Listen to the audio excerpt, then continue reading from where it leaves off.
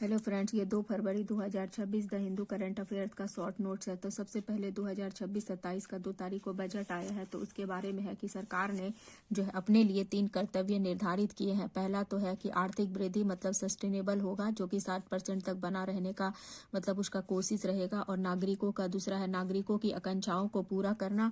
और तीसरा है समावेशी विकास, मतलब सभी क्षेत्रों में और सभी समुदायों को, मतलब हर व्यक्ति का समावेशी विकास, मतलब सबका साथ सबका विकास। ठीक है, तो यही 3 कर्तव्य है। तो आपसे पीटी में क्वेश्चन पूछा जा सकता है कि गवर्नमेंट का 3 संकल्प क्या है, तीन जो है वो 3 कर्तव्य क्या उसने निर्धारित किया है। तो इस तरह से आप तीनों देख सकते हैं। उसके बाद है कैपिटल एक्सपेंडिचर, जो पूंजीगत व्यय है 12.2 लाख करोड़ का पूंजीगत व्यय है। तो ये भी पूछा जा सकता है। मतलब इसमें जितना भी डाटा है सब इम्पोर्टेंट है। और कहाँ कहाँ पे ज्यादा खर्च किया जाएगा, संपत्ति निर्माण में, बुनियादी संरचना में खर्च किया जाएगा। उसके बाद एमएसएमई को भी शामिल किया गया है। तो इसके लिए 10,000 करोड़ का मतलब ग्रोथ फंड बनाया जाएगा। उसके बाद 2,000 करोड़ का जो है लिक्विडिटी हेल्प होगा। ट्रेड प्लेटफॉर्म को मजबूत किया जाएगा, किसके लिए, एमएसएमई के लिए।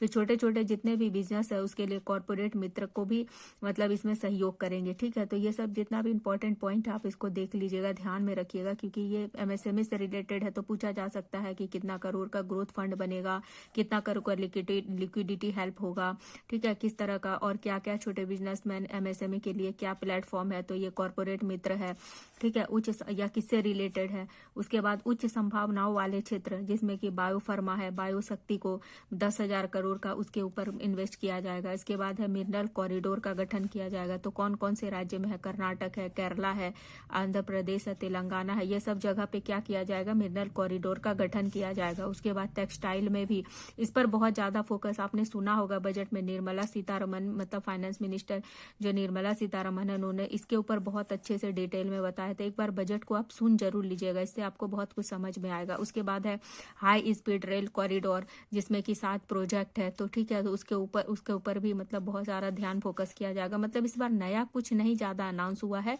जो पहले का है उसी को बार मतलब कंटिन्यू किया गया है। ठीक है, उसी के ऊपर अच्छे से उसको आगे बढ़ाने के ऊपर ध्यान दिया जाएगा। उसके बाद है इंडिया का सेमीकंडक्टर 2.0 मिशन के ऊपर जो है वो काम किया जाएगा। और पहले का जो सेमीकंडक्टर 1.0 है उसको भी बढ़ावा मिलेगा, मतलब इसको भी कंटिन्यू इसके साथ किया जाएगा। मतलब अभी क्या नया होगा कि रिसर्च और डिजाइन में मतलब ज्यादा इस पर फोकस किया जाएगा सेमीकंडक्टर में। ठीक है, आयुर्वेदिक संस्थानों का स्थापना, तो 3 न्यू मतलब इसके ऊपर इसका विस्तार किया जाएगा। मतलब 3 जो है नया ऑल इंडिया आयुर्वेदिक इंस्टीट्यूट का स्थापना किया जाएगा। उसके बाद अभी एक है हम लोग का देश में, और 3 नया किया जाएगा। ठीक है, आयुष आपने नाम सुना होगा। उसके बाद डेप्ट टू जीडीपी, मतलब डेप्ट टू जीडीपी का मतलब है डेप्ट उधार, ठीक है, ऋण से जीडीपी, इसका फाइनेंशियल ईयर 2027 में 55.6% का लक्ष्य रखा गया है 2027 का। तो ये पूछा जा सकता है कि ऋण से जीडीपी का लक्ष्य कितना है, तो 55.6% का लक्ष्य। राजकोषीय घाटा फाइनेंशियल ईयर 26 में मतलब इतना तक अभी हम लोग का, मतलब राजकोषीय घाटा क्या होता है, मतलब कि गवर्नमेंट का जितना इनकम होता है और जितना एक एक्सपेंडिचर होता है। ठीक है, तो मान लीजिए इनकम 10 रुपया हुआ और एक्सपेंडिचर 15 रुपया हो गया, तो 5 रुपया का घाटा हो गया। तो 5 रुपया गवर्नमेंट जो उधार लेती है उसी को बोला जाता है। तो ये 4 पॉइंट इतना है, जबकि हम लोग का जो टारगेट रहता है कि 3% से ज्यादा गवर्नमेंट उधार नहीं ले, लेकिन गवर्नमेंट का इतना मतलब अभी भी उधार होगा। तो यही है। उसके बाद फिर नेक्स्ट है कि 16 फाइनेंस कमीशन ने जो भी रिकमेंडेशन दिया है उसको इस मतलब बजट में जो है वो शामिल किया गया है। मतलब जो सेंटर है वो 41% का सेंटर जो है स्टेट को पैसा देगी। मान लीजिए सेंटर गवर्नमेंट अगर 100 रुपया कमाती है, तो 100 रुपया में 41 रुपया जो है वो सेंटर को देगी। ठीक है, तो सेंटर को देगी। तो अगर मान लीजिए कि सेंटर गवर्नमेंट 100 रुपया कमाती है, तो इसमें से 41 रुपया सेंटर को देगी, तो इसको बोला जाता है वर्टिकल डिस्ट्रीब्यूशन।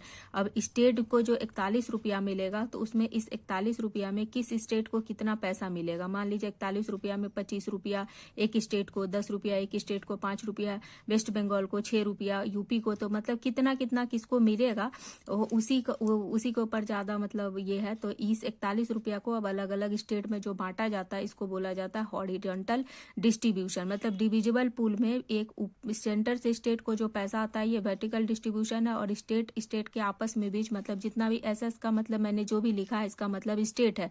तो जैसे अलग स्टेट 41 रुपया में कुछ रुपया यूपी को मिलेगा, कुछ रुपया वेस्ट बंगाल को, कुछ रुपया तमिलनाडु को, कुछ रुपया कर्नाटक को, केरला को, तो इसको बोला जाता है हॉरिजॉन्टल डिस्ट्रीब्यूशन। तो 16 फाइनेंस कमीशन का रिकमेंडेशन है कि 41% जो है जितना भी गवर्नमेंट कमाती है उसमें से 41 रुपया स्टेट लोगों को बांटा जाएगा। अब उस 41 में कितना, अब इसके लिए 16 फाइनेंस कमीशन ने कुछ फॉर्मूला भी दिया है, कुछ क्राइटेरिया है। तो पहले तो 15 फाइनेंस कमीशन, अच्छा इस फॉर्मूला में साउथ का स्टेट को थोड़ा बेनिफिट हो रहा है, जैसे केरला हुआ, तमिलनाडु हुआ, कर्नाटक हुआ, इन लोगों को बेनिफिट हुआ है, ठीक है। अब 16 और 15 फाइनेंस कमीशन के बीच में थोड़ा डिफरेंस इसीलिए जानना है क्योंकि 15 फाइनेंस कमीशन का जो रिकमेंडेशन था कि किस तरह का क्राइटेरिया, कितना कितना सेक्टर में कितना परसेंटेज था, और अभी 16 फाइनेंस कमीशन का क्या क्या है। तो जैसे कि जनसंख्या 2011 का लिया जाता है तो 17% था, ठीक है। 50 फाइनेंस कमीशन में 15% था और 16th फाइनेंस कमीशन में 17%, 2% को बढ़ाया गया है। उसके बाद डेमोग्राफिक जो डिस्टेंस है उसका 10% अभी हुआ है, पहले 12% था तो घटा है। एरिया मतलब ये इस सेक्टर को ऐसे एज इट इज रखा गया है, ठीक है, थोड़ा घटा बढ़ा है 1-2%, लेकिन पर कैपिटा जो जीएसडीपी मतलब कि ग्रॉस स्टेट डोमेस्टिक प्रोडक्शन, ठीक है, तो ये S4 स्टेट है।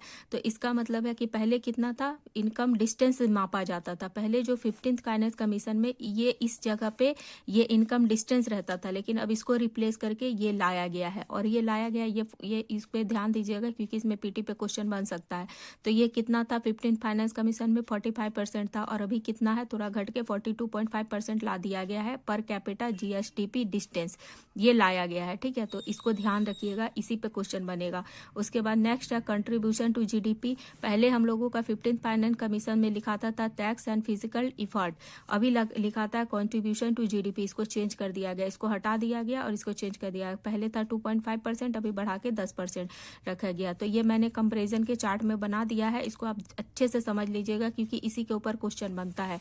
उसके बाद देखिए एक क्वेश्चन मैंने फ्रेम किया है कि 16वें फाइनेंस कमीशन और 15वें फाइनेंस कमीशन के मापदंड मतलब क्राइटेरिया में क्या असमानता है या समानता नहीं है। तो जनसंख्या एक ही जैसा है, वन क्षेत्रफल या खाली जीडीपी का चेंज किया गया है। देखिए मैंने यहाँ पे किया भी है कि ये सब एक जैसा है, population, demography, distance, area, forest सब है इसमें, मतलब एक ही जैसा है, कोई चेंज नहीं है, बस इसमें और इसमें चेंज किया गया। अब ये क्वेश्चन मैं एक एग्जांपल के लिए मैंने लिखा है, लेकिन आपका ये जो है ये डाटा आ सकता है कि कितना बढ़ाया, कितना घटाया, क्या लिखा है, पर कैपिटा जीएसटी इतना है फाइनेंस कमीशन का, 60 फाइनेंस कमीशन का, ऐसे रिकमेंडेशन कर देंगे। जो ओरिजिनल ये है इस डाटा को हटा के ये कर देंगे और नीचे और ऑप्शन में ये दिया रहेगा, तो इसको ध्यान में रखिएगा, ठीक है।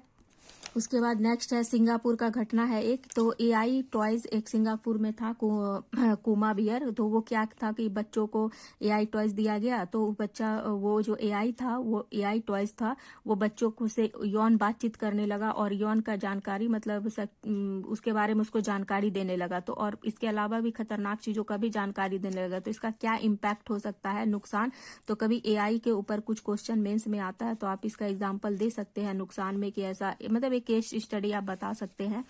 तो नुकसान क्या हुआ है कि अस्वस्थ भावनात्मक लगाव, क्योंकि 5 साल का बच्चा है, मान लीजिए उसको खिलौना हम लोग दे देता है और एआई वाला खिलौना है, खिलौना से बातचीत करता है बच्चा, तो उसको रिस्पॉन्स जो भी करेगा, उसमें जो भी रिस्पॉन्स उसको बच्चा करेगा, तो बच्चा को तो पता नहीं होता है कि वो इंसान है या खिलौना है, तो एक अटैचमेंट उससे साथ हो जाएगा। तो ये बहुत खतरनाक सिचुएशन बाद में जाके क्रिएट कर सकता है। बच्चों का जानकारी भी उस एआई के थ्रू उस कंपनी तक पहुंचेगा, उसका डाटा चला जाएगा, तो आगे भविष्य में उसके लिए ये खतरा हो सकता है। उसके बाद है अभी ट्रम्प क्या घोषणा किए हैं कि इंडिया जो है वो तेल खरीदेगा, किससे, वेनेजुएला से। अभी इंडिया और ट्रम्प और वेनेजुएला का घटना बहुत न्यूज़ में था, अभी मैं डिटेल में नहीं बता रही हूँ, यहाँ पे आप न्यूज़ तो सुन ही रहे होंगे।